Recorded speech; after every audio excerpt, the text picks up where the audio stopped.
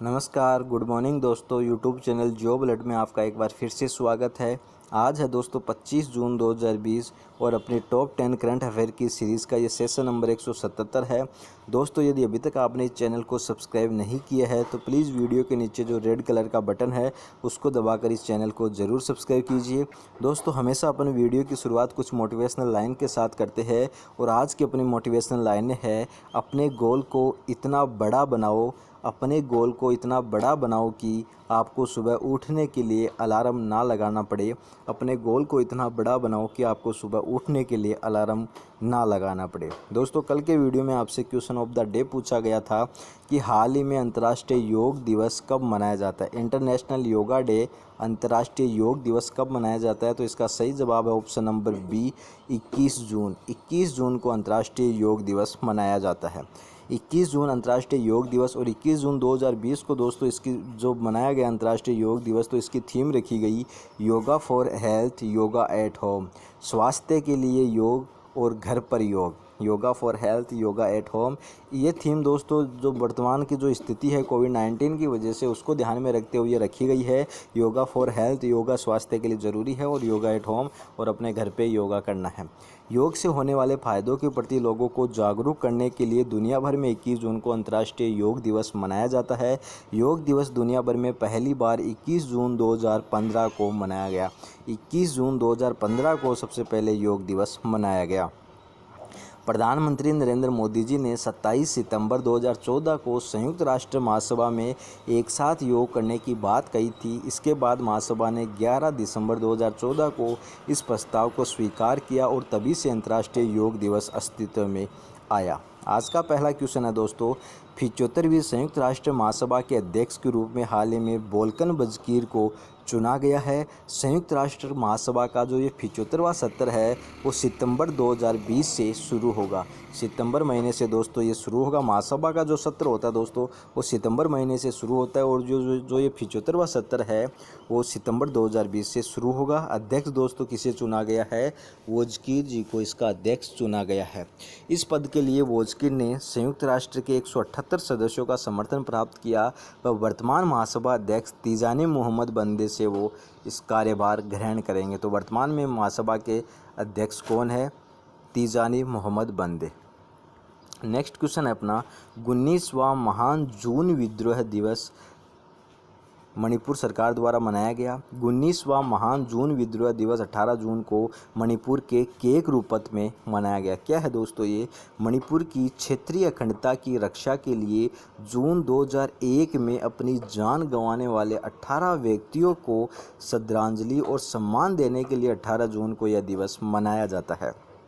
इस अवसर पर 18 शहीदों के परिवारों के सदस्यों और कुछ संगठनों के नेताओं ने मणिपुर के केक रूपत में 18 लोगों को पुष्पांजलि और सम्मान दिया।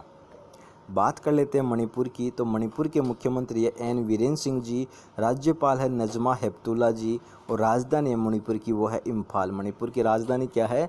मणिपुर की राजधानी है इम्फाल। और विश्व का इकलौता तैरता राष्ट्रीय उद्यान जो कि मणिपुर में स्थित है, केबुल लामजाओ राष्ट्रीय उद्यान। केबुल लामजाओ राष्ट्रीय उद्यान विश्व का एकमात्र ऐसा राष्ट्रीय उद्यान है, तैरता हुआ राष्ट्रीय उद्यान है, जो मणिपुर में स्थित है। क्वेश्चन नंबर 3 है, JSW सीमेंट के ब्रांड एम्बेसडर सौरव गांगुली और सुनील छेत्री को बनाया गया है।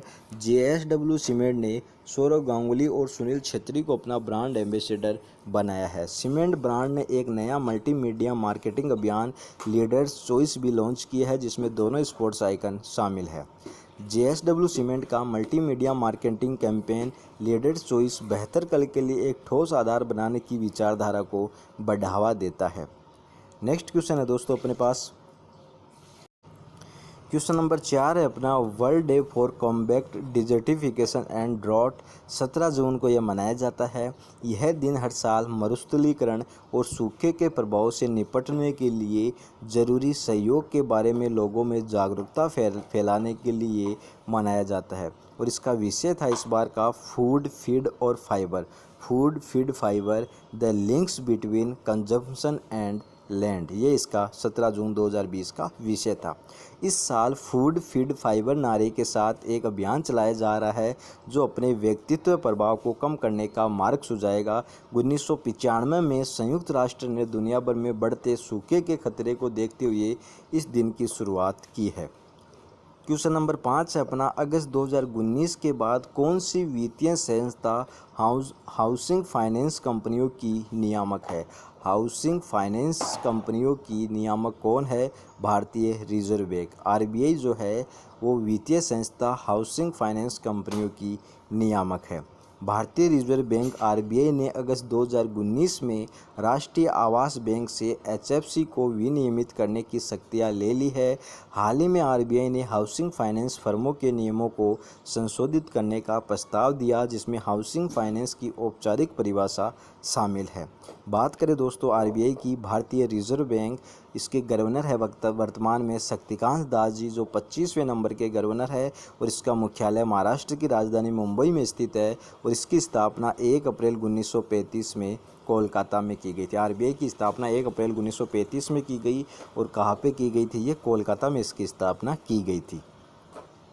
नेक्स्ट क्वेश्चन है अपना, अनमोल नारंग अमेरिकी सैन्य अकादमी से स्नातक की उपाधि पाने वाले पहली सिख बनी है अनमोल नारंग। अनमोल नारंग ने वेस्ट पॉइंट में प्रतिष्ठित यूनाइटेड स्टेट्स मिलिट्री एकेडमी से स्नातक करने वाले प्रथम पर्यवेक्षक सिख के रूप में इतिहास उन्होंने बनाया है।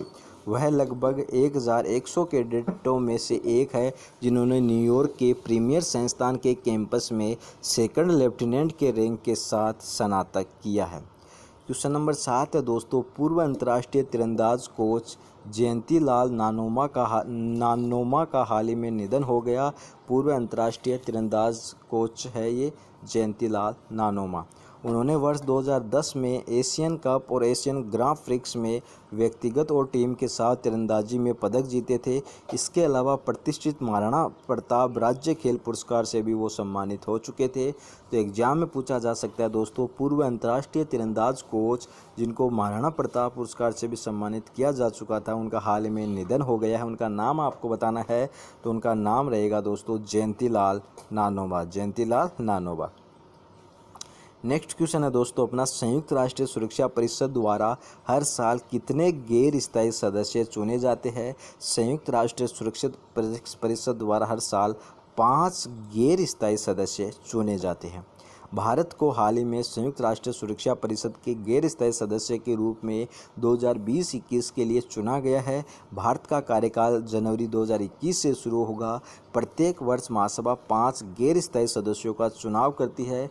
कुल 10 गैर स्थायी सदस्य होते हैं। 10 में से 10 कुल सीटों में से 2 साल के 10 को 2 साल के लिए चुना जाता है, यानी कि ये हर साल 5 गैर स्थायी सदस्य चुनती है। हाल के चुनाव में भारत ने 192 वैध वोटों में से 184 वोट हासिल किए। इससे पहले भारत को 7 कार्यकाल के लिए परिषद के गैर स्थायी सदस्य के रूप में चुना गया था। तो भारत को भी चुना गया, तो भारत को 8वीं बार इसका गैर स्थायी सदस्य चुना गया है।